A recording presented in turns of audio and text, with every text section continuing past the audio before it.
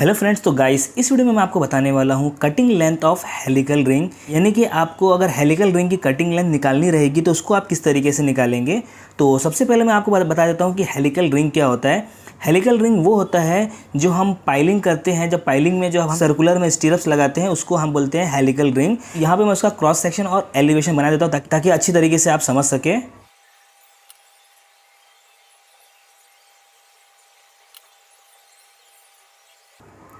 ये पाइलिंग का cross section रहता है और इसका मैं एलिवेशन आपको दिखा देता हूँ कि एलिवेशन कुछ इस तरीके से बन जाएगा।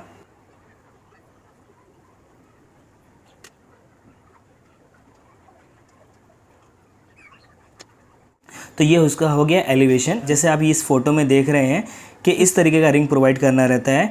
तो यहाँ पे आप देख रहे हैं कि ये जो रिंग है ये सर्कुलर टाइप में रहता है और इसका आपको कटिंग लेंथ निकालना रहता है। तो इसको आपको किस तरीके से निकालना है वो मैं आपको बता देता हूँ इसमें।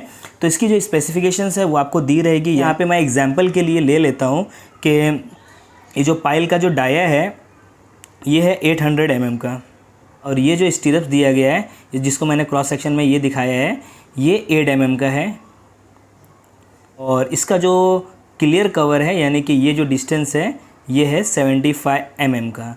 इतना आपको दिया रहेगा। अब इसके अकॉर्डिंग आपको cutting length of helical ring निकालना रहेगा। तो उसको किस तरीके से निकालेंगे आप, उसका मैं आपको सबसे पहले फार्मूला लिख देता हूँ। बहुत ही ईजी और बहुत आसान तरीके से आपको समझाने वाला हूँ।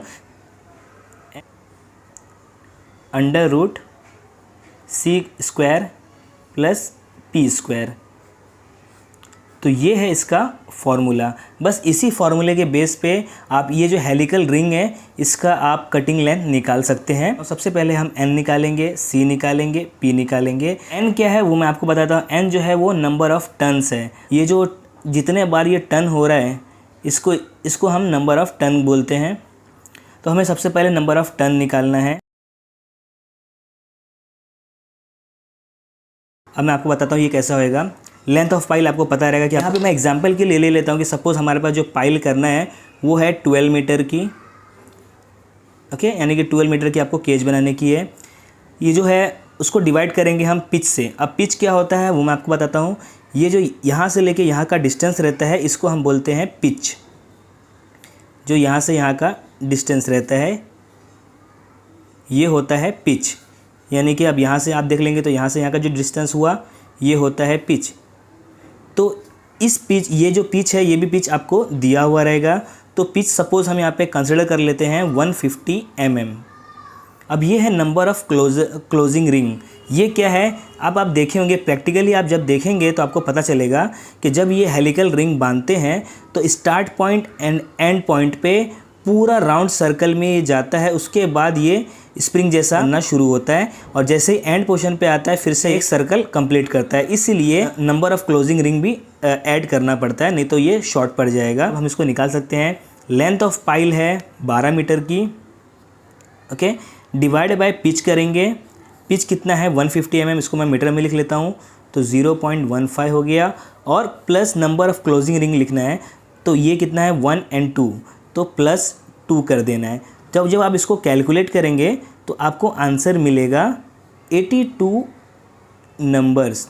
ओके, यानी कि आपने निकाल लिए कि ये जो नंबर ऑफ़ टन्स है वो आपको 12 मीटर में 82 टन्स बैठेगा इसके अंदर हेलिकल रिंग का।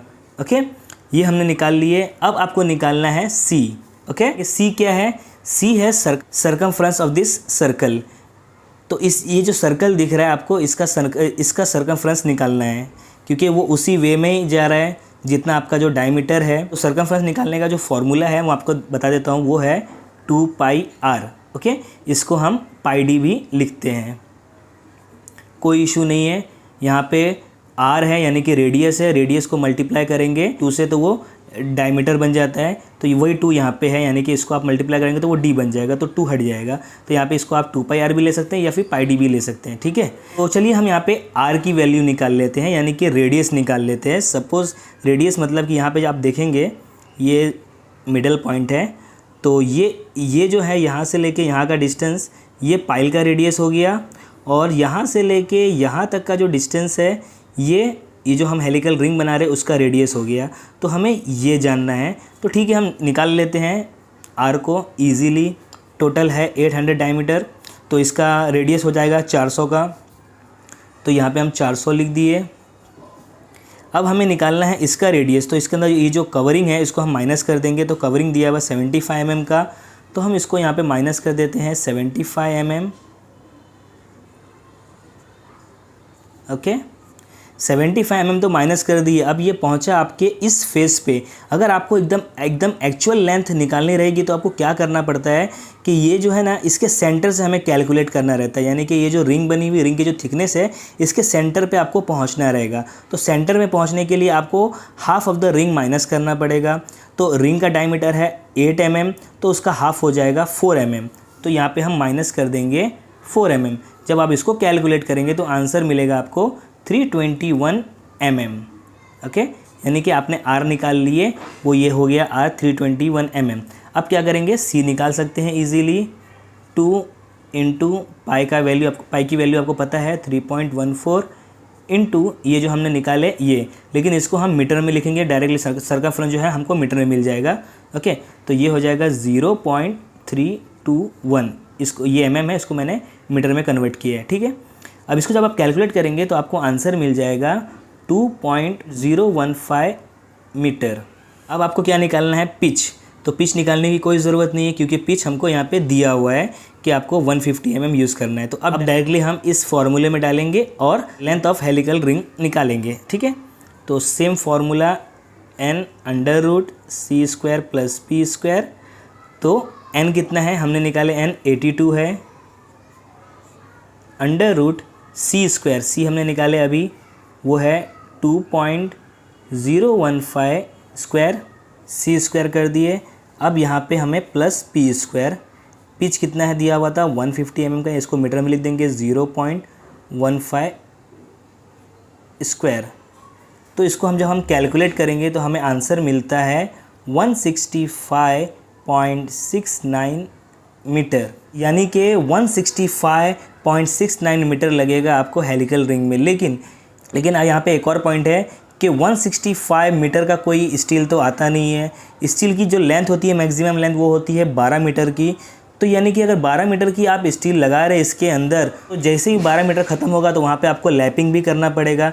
यानी कि सपोज़ आपने यहाँ से रिंग बनाना शुरू किए, हेलिकल रिंग, और यहाँ पे आते आते ख़त्म हो गया स्टील। ओके, यहाँ पे आके ख़त्म हो गया स्टील, फिर आपको यहाँ से दूसरा स्टील लगाना है। तो आप बिल्कुल इस पॉइंट से तो लगाएंगे नहीं, बल्कि आपको यहाँ पे आपको लैपिंग देनी पड़ेगी। यानी कि सपोज़ आपको यहाँ से शुरू करना पड़ेगा, यहाँ से फिर से आप इसको शुरू करेंगे, यानी कि ये जो है ये आपको लैपिंग प्रोवाइड करना पड़ेगा। तो वो भी आपको कैलकुलेट करना है, क्योंकि जब आप BBS निकालेंगे या फिर कटिंग लेंथ निकालेंगे पूरे का, तो साथ में आपको ये लैपिंग भी निकालना है। अगर इसको आप मिस कर देंगे तो आपका कटिंग लेंथ कम दिखाएगा, आपका वेट कम दिखा देगा, लेकिन एक्चुअल में ज़्यादा जाएगा। तो क्या करेंगे इसको निकालने के लिए, सिंपल है, जितना भी मीटर अभी आया है आपका आंसर 165.69, उसको आप डिवाइड कर दो 12 से। ये 12 क्या है, 12 मीटर ऑफ बार, यानी 12 मीटर का बार रहता है। तो यहाँ पे नंबर ऑफ़ बार निकल जाएगा। तो ये आ गया 13.8 बार, यानी कि इसको मैं राउंड ऑफ कर देता हूँ, यानी कि 14 नंबर्स, यानी टोटल 14 बार लगेंगे इस हेलिकल रिंग में इस पाइल को कंप्लीट करने के लिए। लैपिंग है, लैपिंग भी 14 बार आएगी। तो क्या करेंगे, अब यहाँ से हम इसकी टोटल लेंथ निकाल सकते हैं।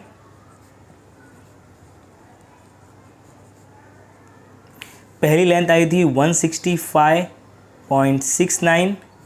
अब इसमें हम प्लस करेंगे, 14 नंबर्स ऑफ बार निकला था, यानी कि जो लैपिंग होगी वो 14 बार होगी। तो यहाँ पे मैं 14 लिख देता हूँ, इनटू लैपिंग का जो क्राइटेरिया रहता है, एग्जाम्पल के लिए 50D ले लेता हूँ। 50D इंटू डाया ऑफ बार, जो आपको दिया रहेगा डेवलपमेंट लेंथ लेना वो आप लेंगे। यानी कि हो सकता है कि आपको 45D दिया रहे या 55D दिया रहे, तो आप वो रखेंगे। एग्जाम्पल के लिए मैं यहाँ पे 50D ले रहा हूँ। तो 50 हो गया। D जो है वो डाया ऑफ रिंग है। तो रिंग मैं बताया आपको 8 mm का यूज़ किए हैं। तो इसको जब आप मीटर में लिखेंगे तो 0.008 हो जाएगा वो, है ना। तो जब आप इसको कैलकुलेट करेंगे तो आप आंसर आता है 171.29 मीटर। तो ये हो गया इसका एक्चुअल लेंथ। यानी कि हेलिकल रिंग बनाने के लिए आपको 171.29 मीटर लगेगा तब आपका 12 मीटर का जो पाइल है उसको आप कंप्लीट कर पाएंगे। इस तरीके से आप किसी भी पाइल के हेलिकल रिंग की कटिंग लेंथ निकाल सकते हैं। बहुत ही ईजी तरीके से मैं आपको समझाया हूँ। तो गाइस बस इस वीडियो में इतना ही था। आई होप आपको ये वीडियो अच्छी लगी होगी, तो इसे लाइक कर दे, शेयर कर दे, और आप मेरे चैनल पर नए हैं तो इसे सब्सक्राइब कर दे। तो चलिए गाइस फिर मिलते हैं नेक्स्ट वीडियो में।